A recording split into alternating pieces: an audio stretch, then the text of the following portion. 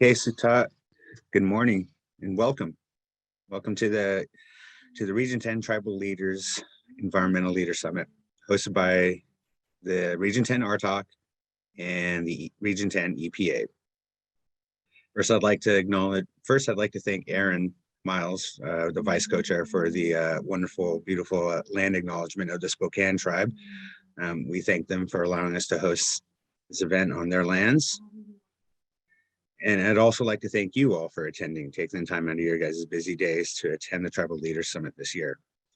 It has been a tough couple of years. We're so close to having it in person and avoiding some of these tech glitches that we have all been facing over the last couple of years.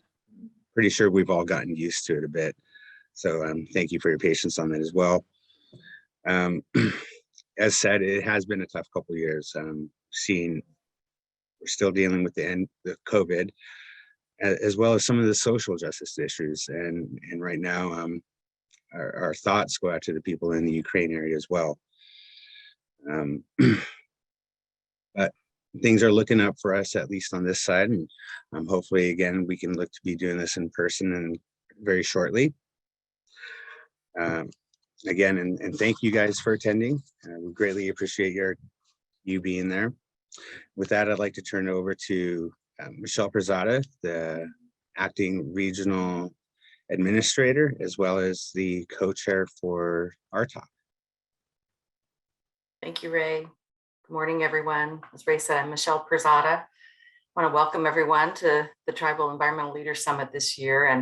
And Ray, thanks for your patience. I wouldn't think I'd continue to have technical glitches, but it seems like there's a new platform every time. And so I wouldn't think I'd still have operator error on some of these things, but I think I still do. So sorry for the change up on the agenda, but I do want to welcome everyone, thank everyone for being here today. As Ray said, it's been a challenging couple of years and things look like they're headed in the right direction. And hopefully we will be able to have in-person summits in the future and RTOC meetings. I know that some of our tribal caucus was able to gather together in Spokane, and I too want to thank the Spokane tribe for their hosting us and their graciousness in that. It's been, there's been a lot of change and challenges over the last couple of years, and I just want to acknowledge and say thank you and how impressive it's been to see the work of the tribes and what you have done to protect the health and well-being of your tribal members and your communities. And I really feel that Region 10 enjoys some of the strongest tribal partnerships in the nation. And we've seen that through this time of COVID and through the pandemic. You've continued to do your work of your environmental programs while you've been taking on new tasks, such as educating your communities on the importance of the ventilation and vulnerable members of your population with health emergency response plans and other things that we probably all never anticipated that we would be doing. But I definitely acknowledge and appreciate your efforts. And I also want to acknowledge both the Tribal Caucus and the Leaders Summit here and join you in your recognition of Lance Whitwell, our colleague and friend. And I think it's great that we're acknowledging his commitment to this work and the commitment and heart and soul that he brought to it every day. It was been a pleasure to work beside him. On a positive note and a looking forward note, I think the EPA is working to implement our portion of the Bipartisan Infrastructure Law.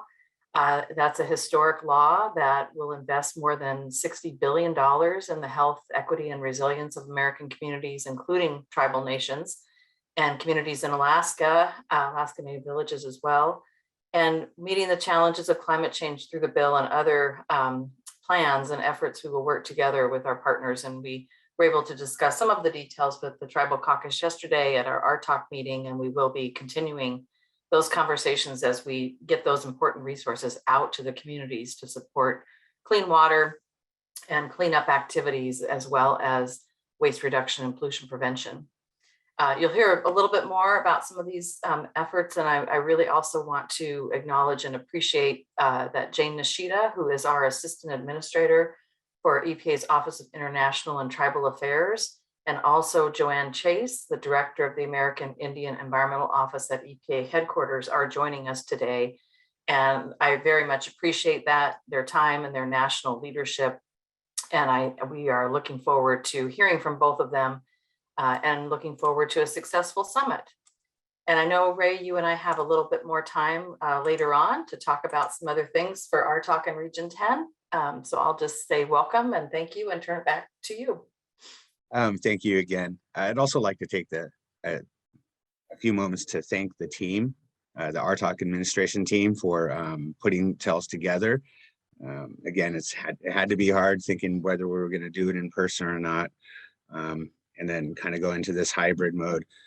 We're really close. The numbers were kind of high. That spike, the Omicron spike, kind of set it back a little bit, and we've had to readjust. But you had a great team with Randy, Mita, Rick, Jennifer, Ashley, Rob as well, and the IT side. You guys have done an amazing job, and I appreciate all the work that you guys have done there to give us this platform to host the Tribal Leaders Summit. And again, as Michelle said, we'll be looking forward to doing it next year in person. We're close with our RTOC meetings. I have a feeling we might be able to do an in-person meet sometime this summer, if not in the fall, but definitely looking forward to it.